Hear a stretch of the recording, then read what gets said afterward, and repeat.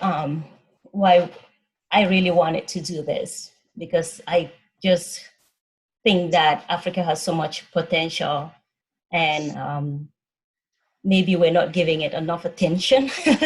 So personally, I want to give the continent a little bit more attention than I have seen in the past. And in doing so, I thought, why not now? Especially with COVID-19, why not now? Let's assess the impact of COVID-19 and just see how schools are transitioning online, assess the support that schools have been able to receive from the government, and then assess the role of corporations in this in supporting education in Africa.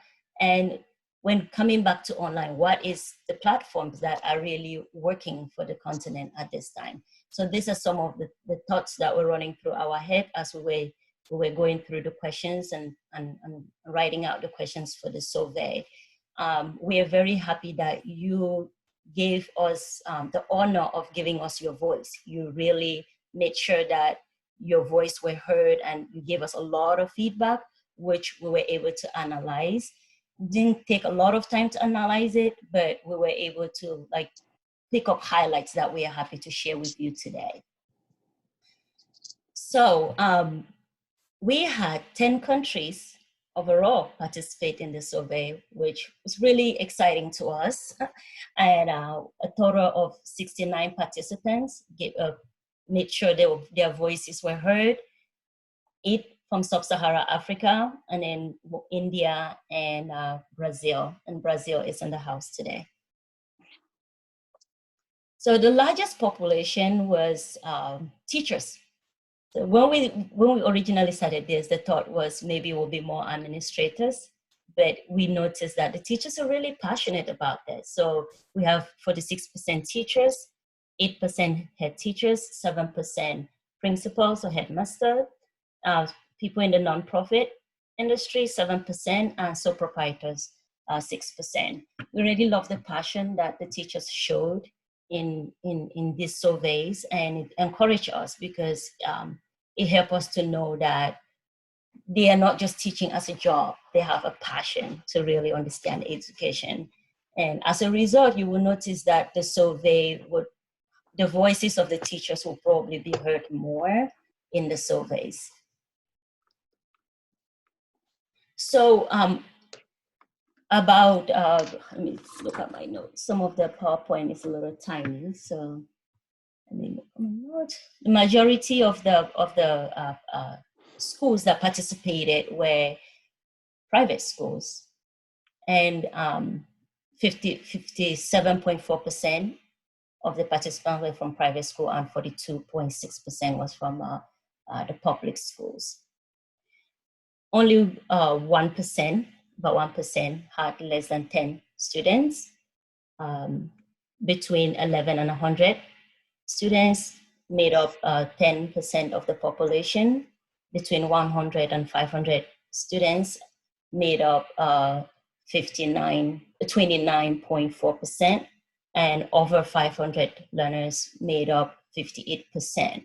So these are the breakdowns of the schools in general. So we wanted to see what issues were the most, that the schools cared about the most. And in their view, what do they think that the government should care about the most? We noticed that 40% of the educators, they believe that the schools should focus on increasing the quality of education. But when it came to the country as a whole, they believe that the government needs to focus on all the 4 issue areas that face education, which is retaining pupils, increasing access to schools, reaching the most vulnerable, and then increasing the quality of education. So the government, they believe the government should take care of every one of those areas. But when it comes to the school individually, they would like the focus to be on quality education.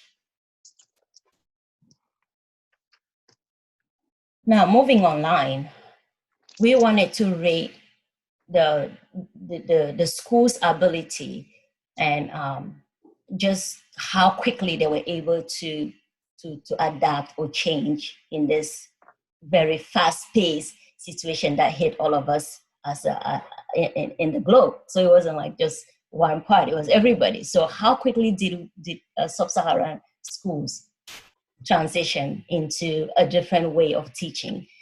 Well, we have found that 81% rated between 3 and 5, that they were able to transition quickly.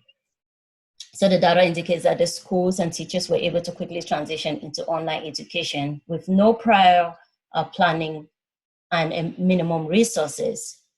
Participants, schools, and teachers adapted very quickly. It's only one school that was able in Nigeria, they had planned for something like this. So they were able to not get affected, because as soon as they hit, they moved their children straight up to their online platforms, and they were ready to go. So they didn't have any problems. But most schools, they adapted quickly without any preparation, which was great. Some of the barriers to online learning that we were able to find was 83% of the respondents said that access to internet is the biggest barrier to online learning due to the cost of the internet. This also indicates that the data to tablets, laptops, phones can be accessed more readily if individuals can afford it. 51% listed that access to computers was a barrier, while the ability of learners to have a safe space to work was only 50%. So these numbers are quite high as barriers.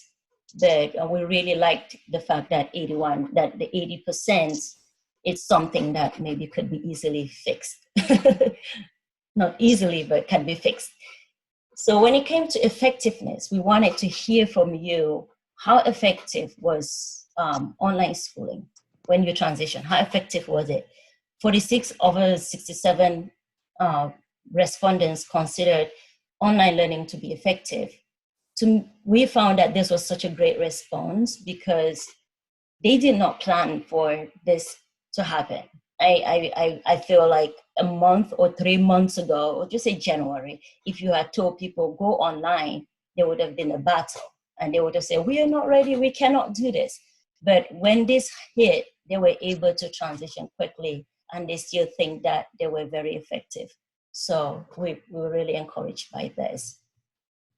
We decided to look at what strategies teachers and students who did not have technology used, or what they would suggest. We found that what they did for the schools that were not able to go online was print out paperwork and then resources. They leave it in different places where students can pick it up, or the parents will pick it up and take it to their kids and drop back off. That was 43% of the schools did that. And that's a really large number, which showed a lot of passion on behalf of the teachers to make sure that their students were still learning. Review content, work at home. They encourage their students to review content, 28%. Videos, some suggest 8% suggested that videos should be used. About 3% suggested that every child should get a laptop. It would be nice. And interdisciplinary projects, 5% was suggested. An increase in learning hours was also suggested, just to help the other kids adapt, to catch up, not adapt, catch up. So increased learning hour was one of the areas that was suggested. So expectations from the government in sub-Saharan Africa, what did the teachers say? What did all the respondents say regarding that? So 22 of the respondents said that the government should invest more time and resources into technology, which would include virtual learning, hybrid learning, and free internet. Restructuring the school calendar to enable children to make up for lost time, and reduce costs to schools and parents, improve training for teachers, especially in ICT. And those are some of the areas that they would like to see the government invest more in. Technology used during the remote learning period.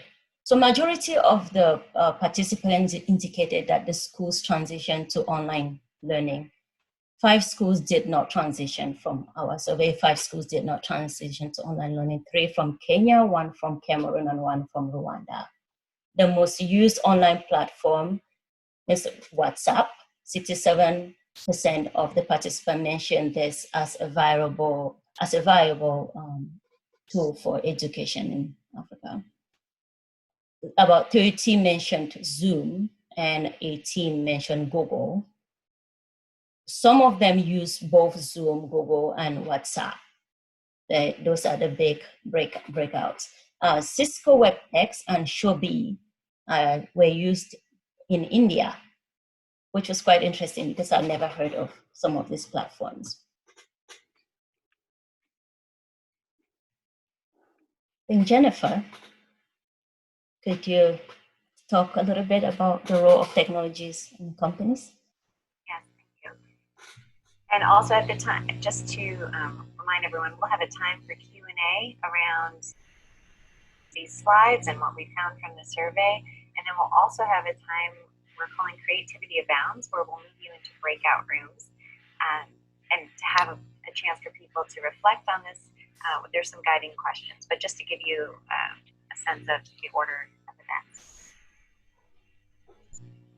So support from technology companies. 79% of our participants acknowledged that technology companies supported online learning in their schools during the crisis, and 67% were from WhatsApp. 24% of the participants from Kenya and Cameroon reported they received no support from technology companies.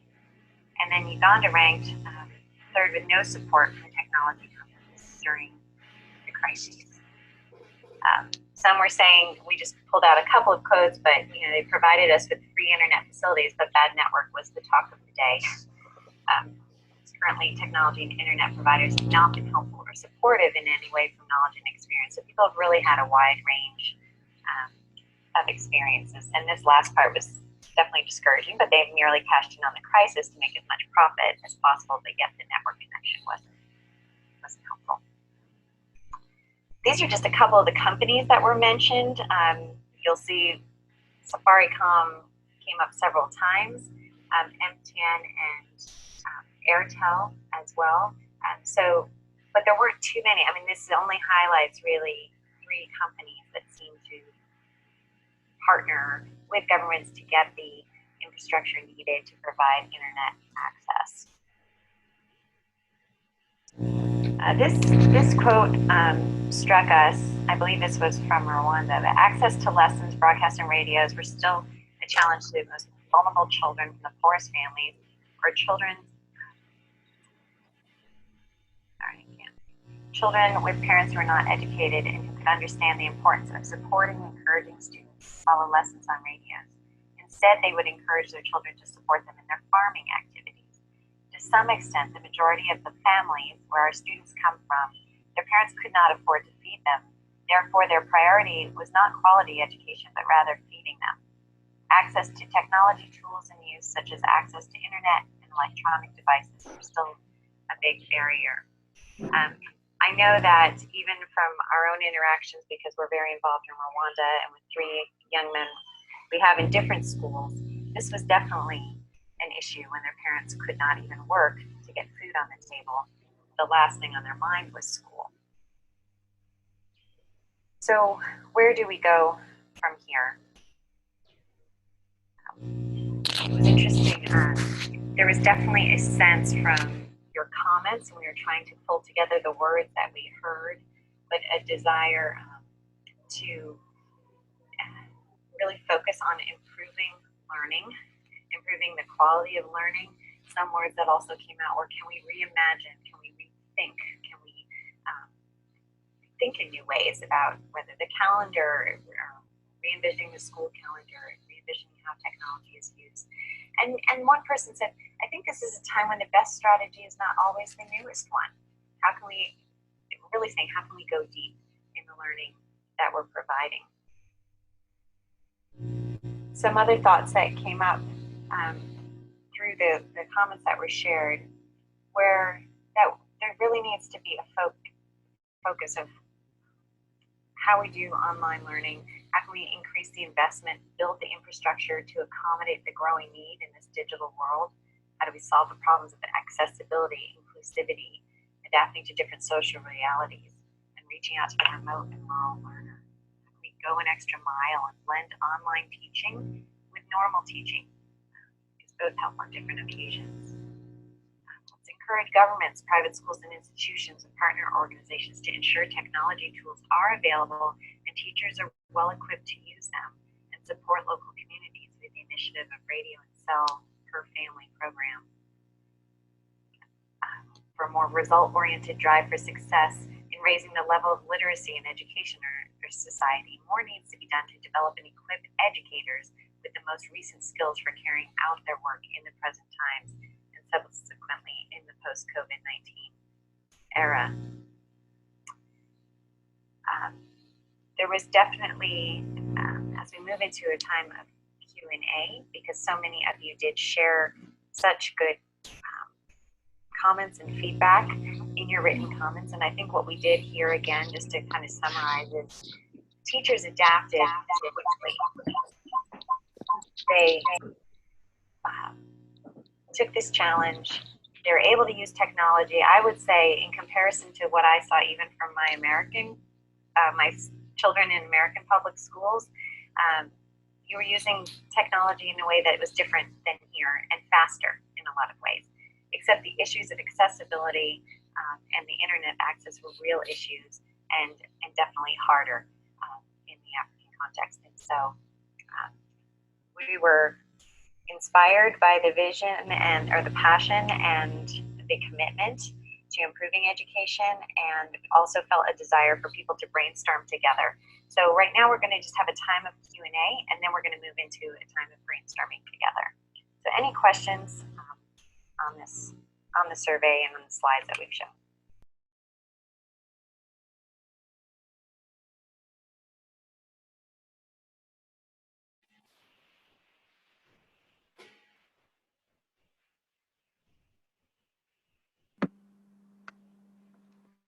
Hello, Ruth. Yes. Just curious, here in Rwanda, we've seen that the Rwandan government has encouraged all the different educational institutions to really try their best to make sure that they can use technology to ensure that there is continuity and the continuity of learning, and also there is a technical government arm of the Ministry of Education called the Rwanda Education Board that also has been initiating the use of radio broadcasting and the national television. I'm wondering if there is other countries in sub-Sahara Africa, where they use also radio and TV, and what has been the result?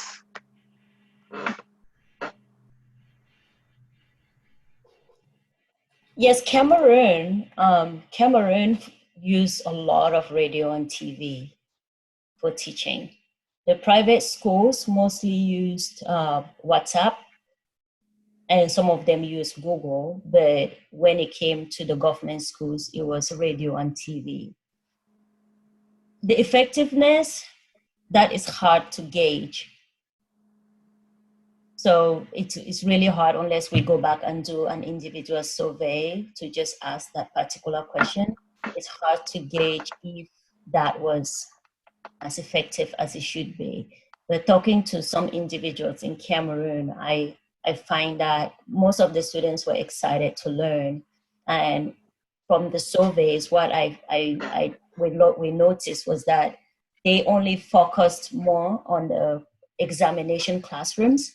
So if class 6 is the elementary graduating class, from 5 is the graduating class, and then upper 6 is the graduating class. So the focus was mostly on those graduating classes to make sure that those children are ready for the GCE board exams and the first school living exams. So overall, that it was mostly focused on those classes. I guess we will know when the results come at the end of the year, the GCE results come. That will be another way to know if it was really effective. Thank you. Jen, anything to add? I think mine is just a comment. Those were just excellent findings through that survey, because it just, helps us to see what is going on and what is on the ground. And I think as I was listening, access, I think, stood out. Are children able to access the education through the services that we have, whether it's through internet or through the printed material? And once they get it, then so what? What is happening? Are those materials getting back to the teachers? And how is the interaction between the students, the children, the pupils, and their teachers? And also, when you think about the home itself, is it conducive enough for learning? Are the parents, giving their children that room? I'm not sure about this, but why does it that most parents in the city during this time of COVID, they decided to send their children to the upcountry because of the lockdown, so that the kids could go stay there, and the parents are still in the cities and working, and therefore that in itself was a detriment to children. And as a few days ago, maybe a week ago or so, what that did that a lot of children, especially the girl child in Kenya, they were getting pregnant, a lot of them, because of either, incest,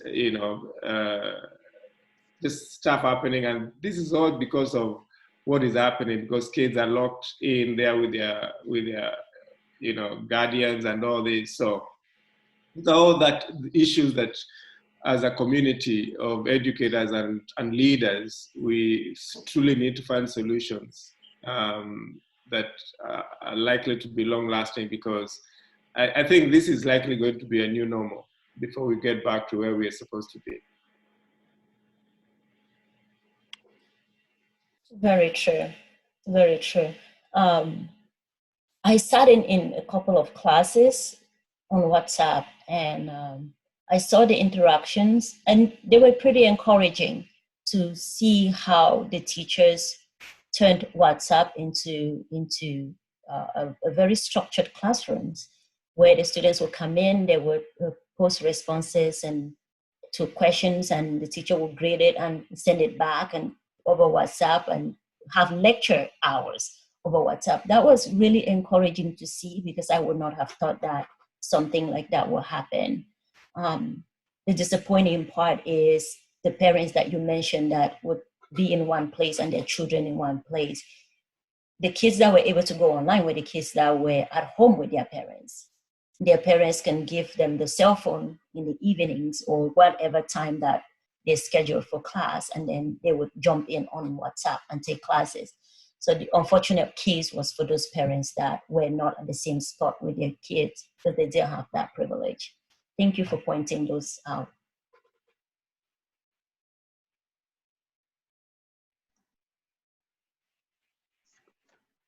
I'm interested in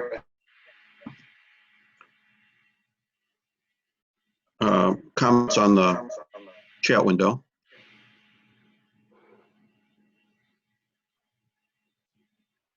Ana Paula, você tem comentário que você falou? Oh yeah, let's check in with Ana Paula and the others. Sorry, guys. Luiz, eu vou falando, aí você vai me parando para conseguir fazer a tradução? É, melhor fazer em partes mesmo. Eu queria apresentar um pequeno panorama do Brasil, que está muito similar ao que tem acontecido nos países da África. So Ana Paula would like to make a slight comparison with the things that are happening in Brazil, because they're very similar to the things that are happening in Africa? Eu acredito que são dois pilares que a gente precisa ter um olhar muito cuidadoso. Um é o aspecto metodológico das aulas online e o outro a acessibilidade. So there are two very important aspects, especially in Brazil, that we need to look out for. The first is the methodology of the online learning, and the second is the accessibility. No Brasil, praticamente todas as escolas também pararam nesse momento, né, devido ao Covid, e as aulas estão online pela internet e em alguns estados pela televisão, sendo transmitidas na televisão. So in Brazil, a lot of the schools, most of the schools have already stopped teaching in schools because of COVID-19, and most of them have transitioned to virtual online learning, and other schools are being transmitted online. The teaching is being transmitted through television, public television. Mas nós temos o seguinte problema: cerca de 8 milhões de estudantes não possuem acessos à internet. And the slight problem is that about 8 million students don't have access to internet in Brazil.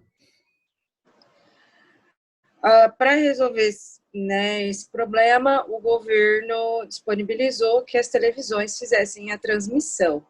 Mas eis o problema: um professor que os alunos não conhecem, porque é genérico, começou a gravar as aulas e a partir dali foi feita a transmissão pela televisão. So to solve this problem, the government started transmitting classrooms or online teaching via television, via public television. Então, os alunos estão apresentando muitas dificuldades, mesmo assistindo pela televisão, e muito desinteresse.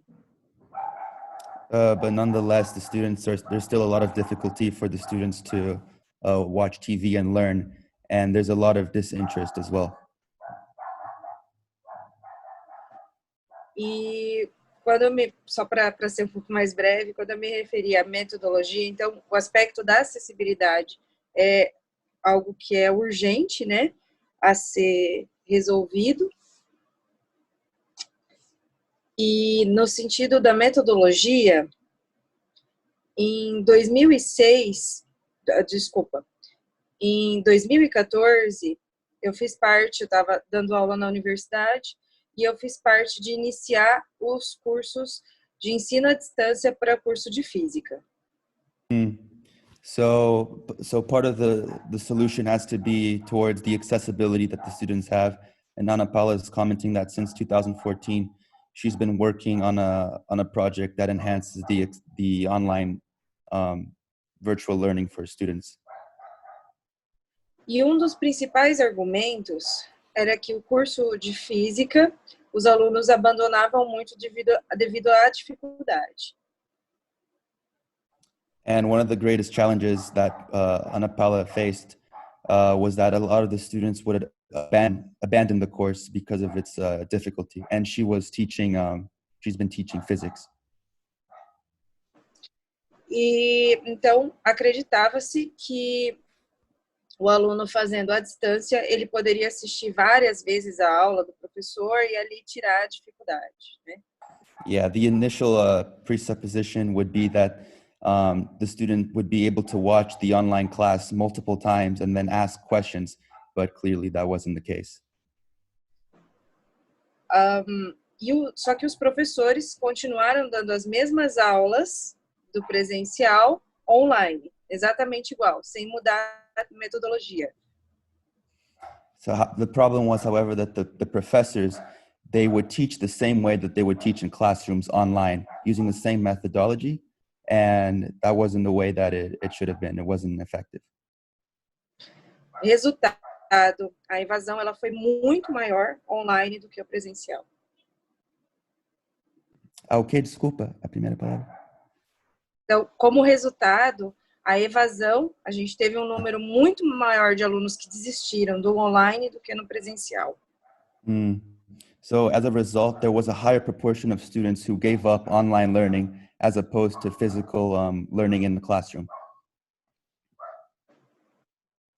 Então, são dois pontos que são pertinentes à discussão do ensino o online. É a questão da acessibilidade e da metodologia. Yeah, so these are two very important aspects and points that are pertinent to the issue that we have at hand, and those would be the methodology of the online teaching and its accessibility. Era isso, Luiz. Obrigada. De nada. Muito bem. Thank you, Dr. Anna. Thank you so much. Dr. Hamilton, I think Dr. Hamilton had a couple of questions in the chat window. Do you want to say something about those, Dr. Hamilton?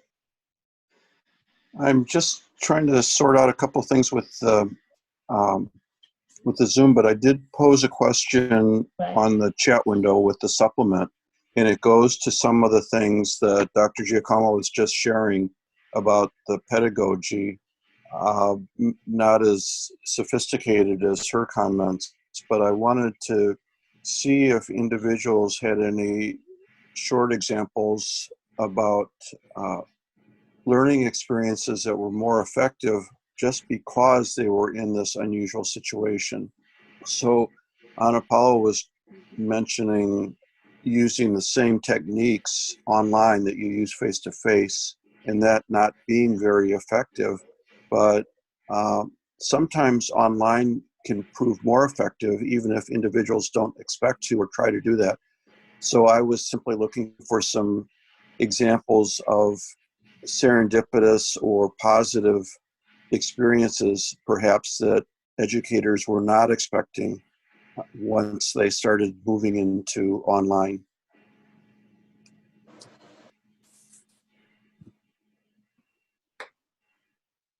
Yes, and it looks like someone,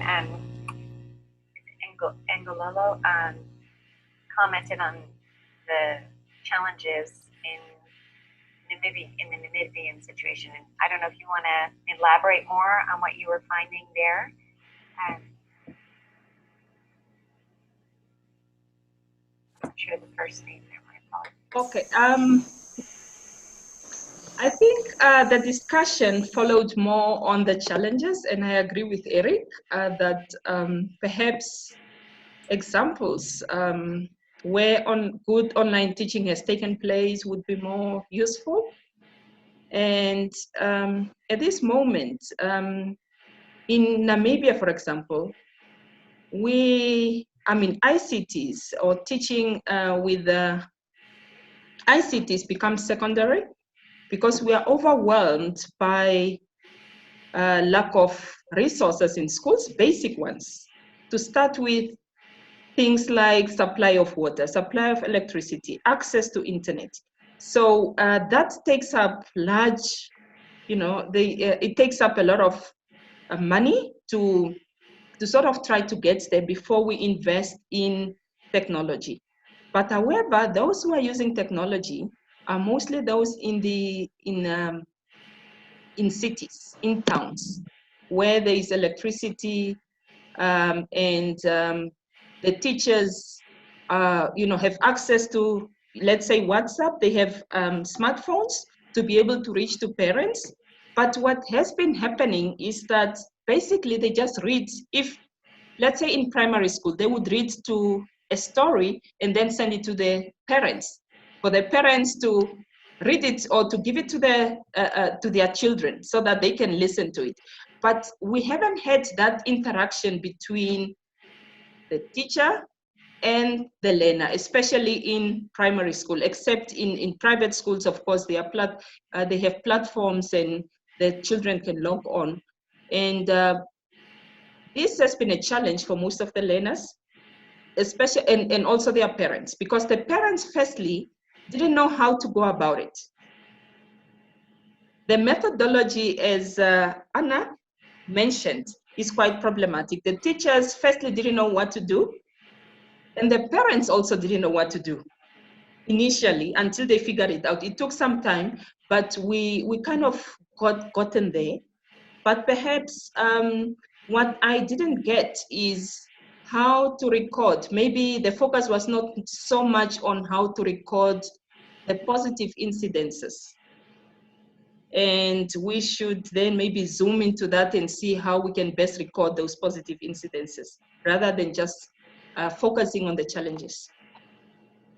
That is an excellent segue because we would actually like for everyone to take some time to think together and to share together about ways in which they are, what best practices they're seeing in your school during this pandemic.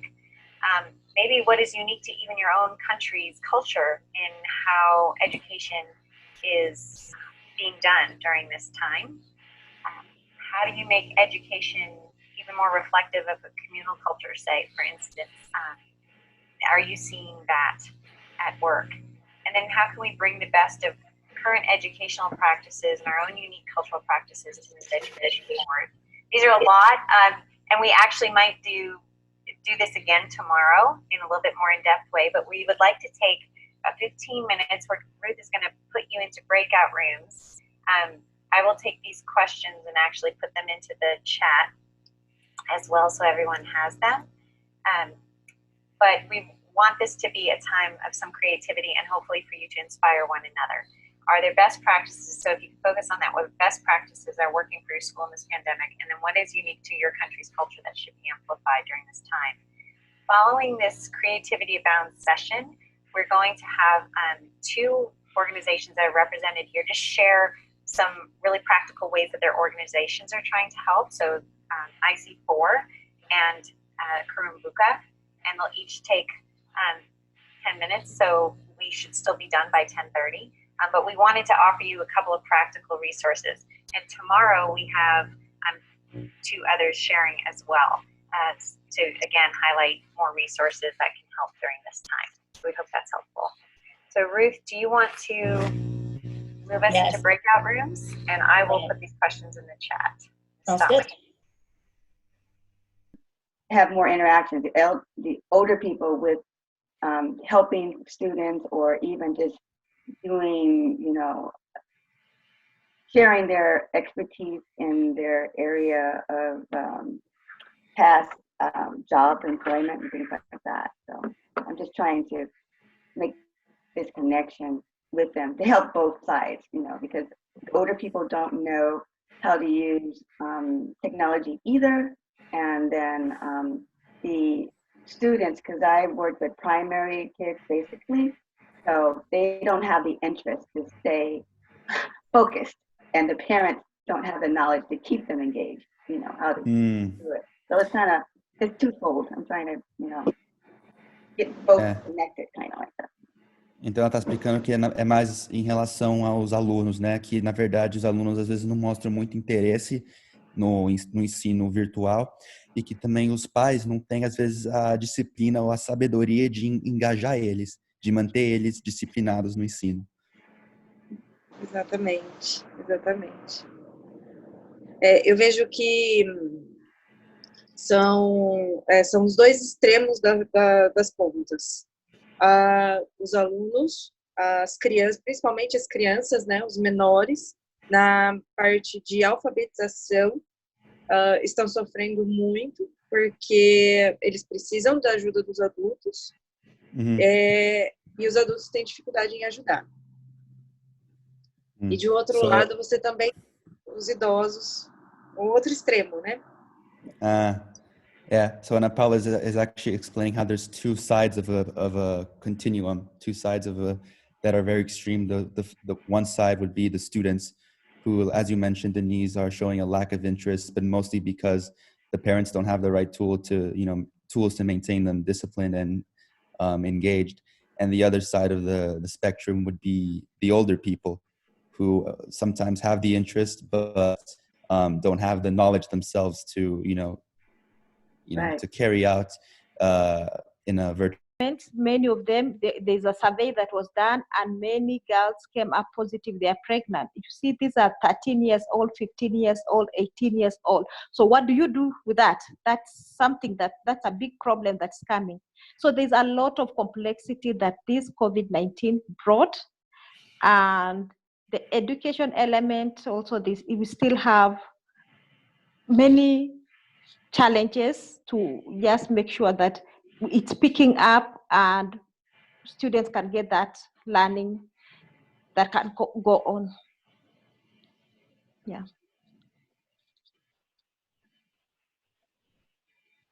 So I think that's okay. I think okay. In addition, what I have observed in Namibia is that there's an increase in content development for online learning by private institutions. But the question is, how many of us can afford that? Maybe those who are working, yes, but the majority have also lost their jobs and they may not afford. And you also need tablets. I know government is doing a lot, but they are not necessarily providing, let's say, tablets to their learners because they can afford. So how else would this information reach to the learners? Would it be good for schools to start to sort of encourage these, is it parents, what do they call it? Parent Teachers Association? Through those, maybe we build a network that is effective to promote online learning, to try to teach them. I don't know how we're going to do that. Is it through the WhatsApp messages that they sent so that it is accessible? And that, okay, maybe that's one where we try to encourage parents not to give up. The other one that I'm thinking of is teachers, or maybe some kind of NGO or somebody out there to try to come up with teaching methods, short course for online learning, so that teachers can subscribe to it and then they learn how to do it effectively, maybe. Those are the only two things that I can think of at the moment.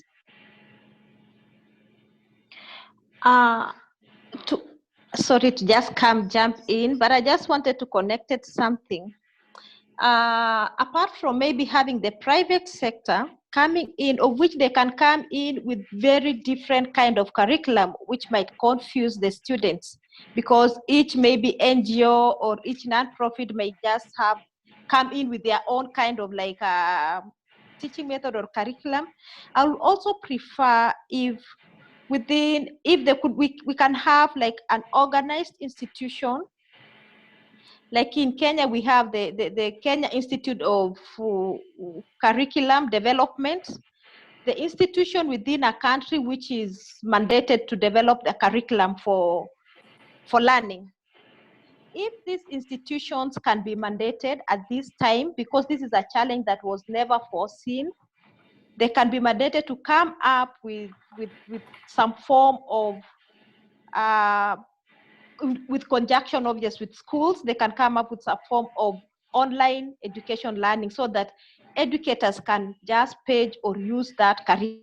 I vividly understood what is going on.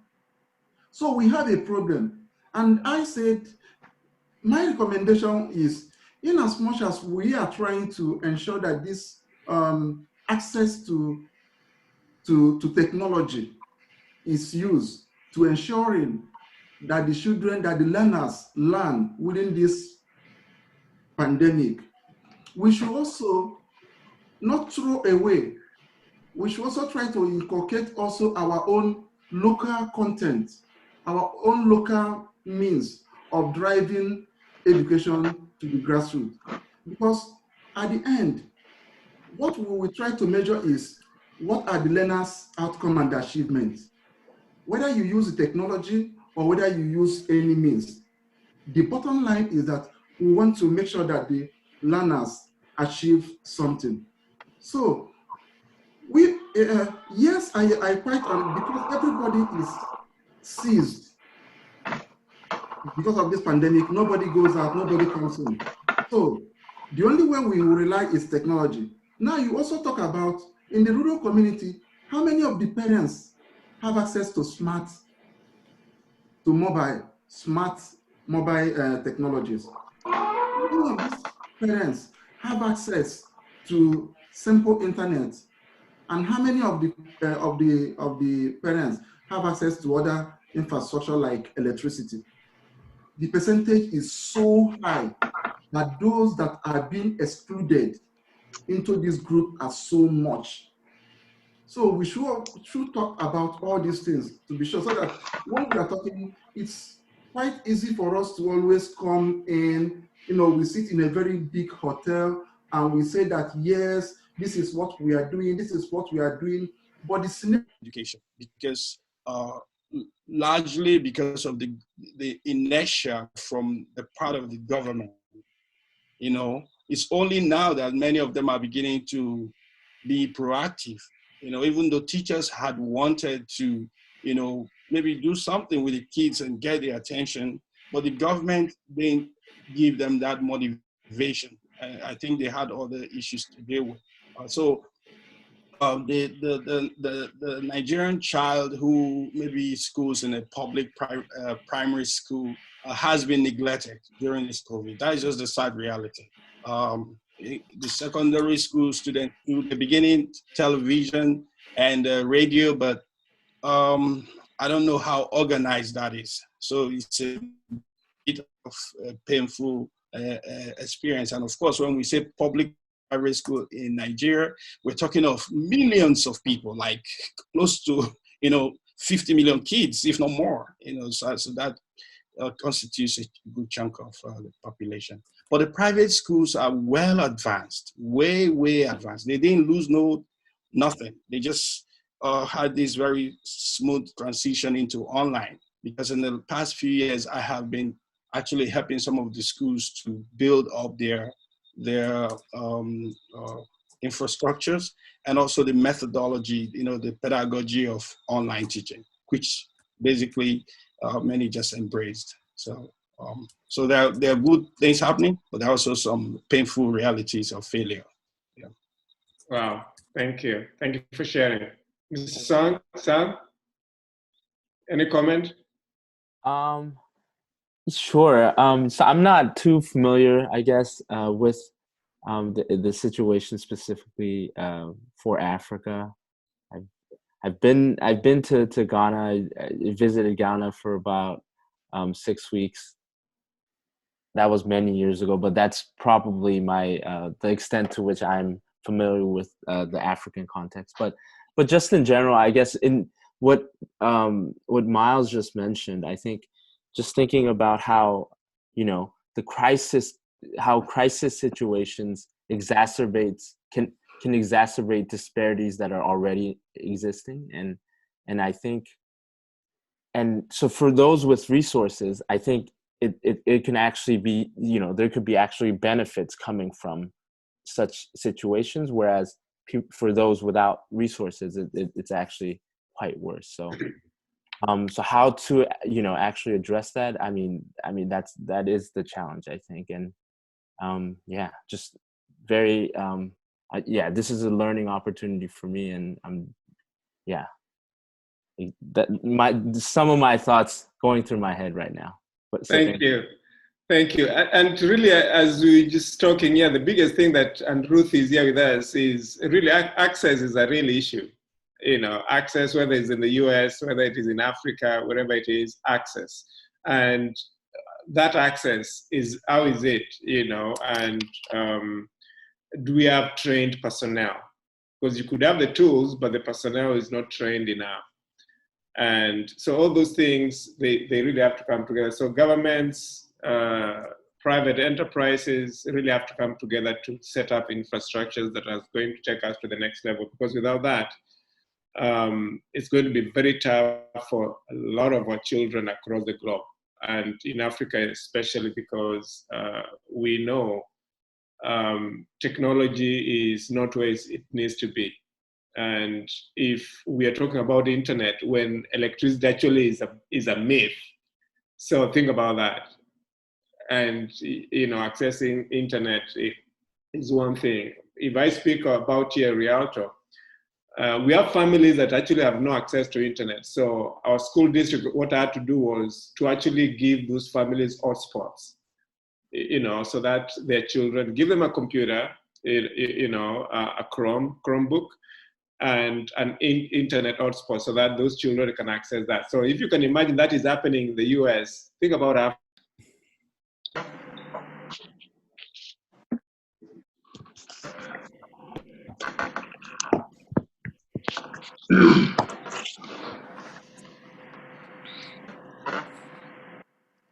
Well, hopefully everyone enjoyed getting to know each other a little bit better and hearing creative and practical solutions. We'll touch on this again tomorrow and hope to have even more time to spend together. We wanted to move and close our time. We're going to see if we can get 2 in, but IC4 has graciously said if we run out of time, they'll also speak tomorrow. But we are going to hear from Focus. Okay. So Focus is from Rwanda, and he's with Kurumbuka Solutions.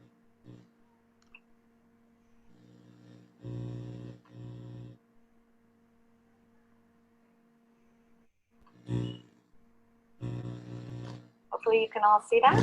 Okay, yeah. Go ahead, Focus. Okay, thanks first of all to Jennifer and to Ruth for organizing this forum. We are so happy to connect with, I think, is it the 3 continents now? Are we on 2 or 3 continents? We're on 3. Yeah. 3 continents. So I'm excited that 4 continents. Asia, Africa, North America, South America.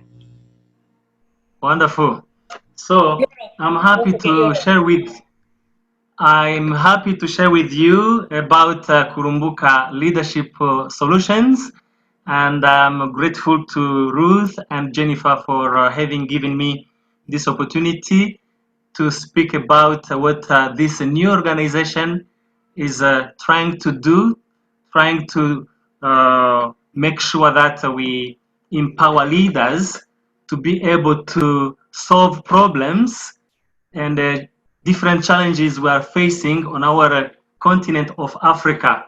And as I talk now, I'm happy that I have 2 of our student leaders who are in this forum. So welcome. So I would say that this program from Kurumbuka Leadership Solutions is called the Abundant Leadership Institute. And it was created in response to a felt need, initially in the education sector, where we realized that wherever there was a good leadership, you could see that you could have good results in classrooms, in the entire institution, even have an impact in the community. So this program, as I put it here, it's a unique program which has realized that we needed to put more emphasis on the practical application of leadership, because most of the courses we have been receiving are very theoretical, and we make sure that we have a quality education and making sure that the leadership is from the heart. For example, right now, it's important to see, while we are talking about the importance of technology, the use of technology to enhance education, you find that leadership is very critical. If you don't have a good leader, a leadership that minds the students, mind the community, school community, you find that even the solutions are quite rare. So this leadership that we try to bring here in this program, we put the emphasis that it should be from the heart, relating with the people, connecting with the beneficiaries, starting from children who need the quality education, and also going to parents, going to include all the different stakeholders who can help the child to have access to quality education. So it's an in-service training program which brings professional development, and we have very good facilitators. We try to make sure that we respond to African problems, respond to African challenges. Can we go to next? So when you hear kurumbuka, the word kurumbuka is a Rwandan word which means multiplication, and it is more used in agriculture, but also in an area of business, even in area of biology, offspring. So the idea behind is that whoever comes to our program should multiply, should make sure that there are results, there are outcomes that are really changing the lives of people. And the Kurumbuka Leadership Solutions has started in Rwanda and even in East Africa. Can we continue? Can we continue? Next slide, please.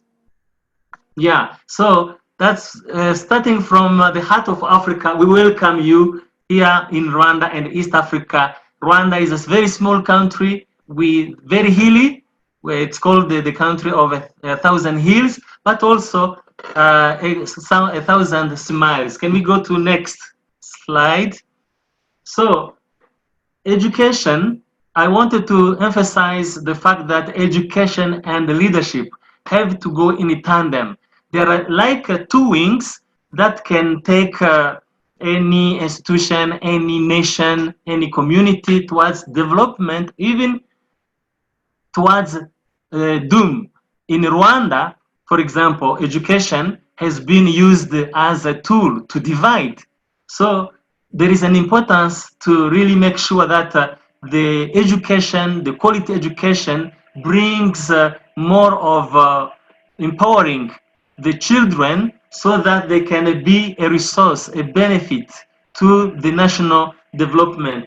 And the leadership is so critical because sometimes people put emphasis on education without necessarily making sure that the leadership continues to sharpen its tool to be at cutting edge. So we need both education and leadership to make sure that there is a institutional or community of or nation development. Next, please.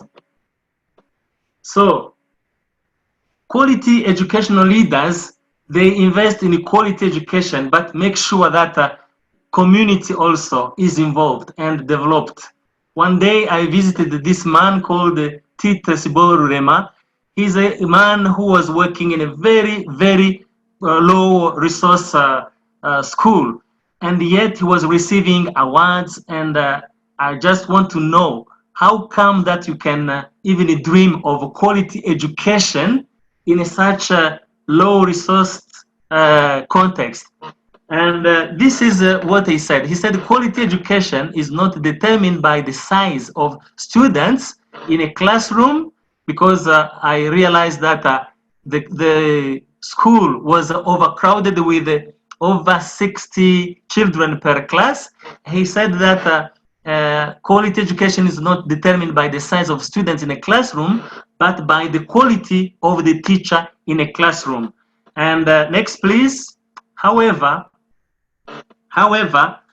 where leadership is critical to make sure that there is accountability, sustainability of the best practice, even to make sure that there is a transformation that brings positive results and impact the entire community. Next, please. So Kurumbuka vision came and went even beyond the education sector. Why? Because we realize that where there is a good leadership, you can see also even those who are under the leadership can thrive, they can propel themselves towards bright future. But when you have a poor leadership, you find, if it is in a school, if it is in a business sector, if it is in politics, in government, you find that the need of leadership, quality leadership, goes beyond this. That's why we said that we would like to see empowered leaders in Africa who are advancing transformation and sustainable solutions for the challenges of the continent. In this particular context, for example, we are talking about the importance of having tools, very good tools to use online to make sure children have access. It depends on the quality of leadership. And when the leadership, for example, does not have that mind of really mind the children, mind the community, you find that the priority is put either on self-promotion, self-development, rather than seeking the common development. So that's where we said we needed to make sure that we empower emerging and executive leaders. Next, please.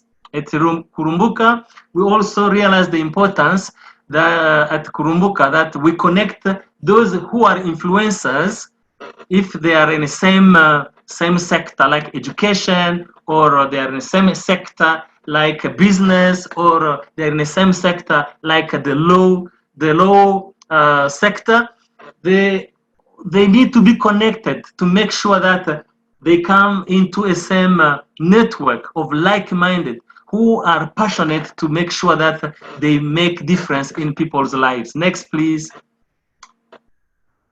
And Kurumbuka, we equip with the tools and resources that multiply solutions in the community. And this is where I would like to tell you that we would like that leaders who come at our program, Abundant Leadership Institute under Kurumbuka, can be high touch, because effectiveness result come from a relationship, high touch, but also high tech. And we have started to use this experience of high tech with online learning, where we found that in our context we have so many who can't access to this online because of internet, because they don't have smartphones, or they don't have the proper capacity to download the programs. So we need to make sure that we keep leaders to ensure that they have tools and resources that can bring solution to their institutions, but also to their community. Next, please. Next. We also make sure that we, at Kurumbuka, we celebrate leaders who have dreams. Those who are leaders, they always have visions and dreams they would like to achieve for the common good. So Kurumbuka come alongside the leaders to make sure that we support them and celebrate them as they realize their dreams. Next, please. So Focus, thank you very much. Just because the Zoom call may close out on us, and I don't want to lose everyone, we have sent everyone your website in the chat. Okay. And I just want to make sure the Zoom call doesn't close out on everyone. So this is very helpful. Murakoze-chane. Thank you. You have our contacts if you want to continue to know more. Thank you so much. This is very helpful. And tomorrow we have IC4, which is, Dr. Hamilton, can you say your title again? International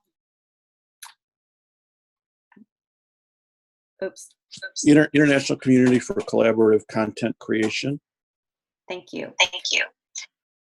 And we are going to hear much more about that, which is really about different continents working together to do education, especially around STEM projects. But we also, as we share tomorrow, and Ruth can touch on this as we close, but we also want to brainstorm how we can potentially create an agenda for funding proposals that participants could use independently, and maybe we could even organize as a group together. We think there's opportunity here, even looking at all of the technology that we use and how WhatsApp is used. Maybe there's some creative ways of approaching them to really spur you on in the work that you're doing. We want to dream together in that. Ruth, do you have a closing comment? So yeah, we hope you'll come tomorrow.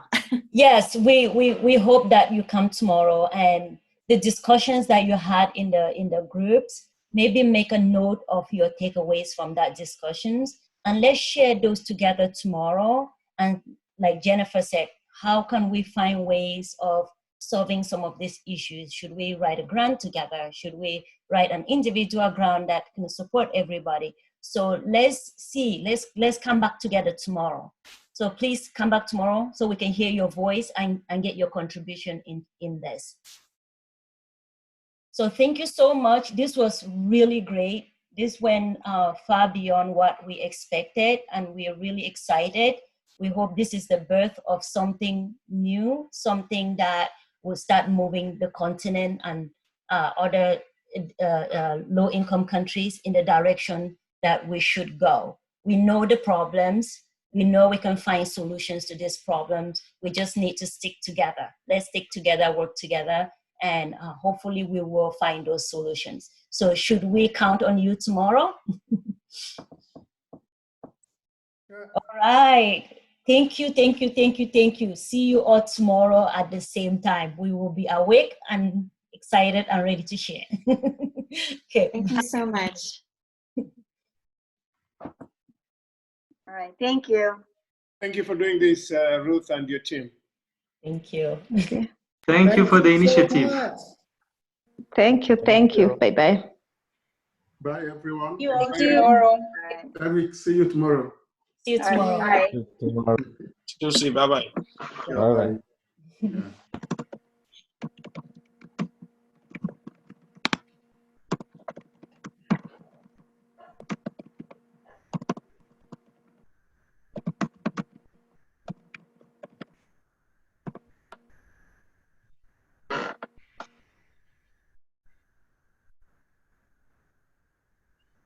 Vivi, are you still with us?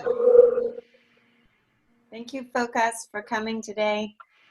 Thanks. Tomorrow I won't be there, unfortunately, because of another program, but I really wish you to continue to prosper in this journey.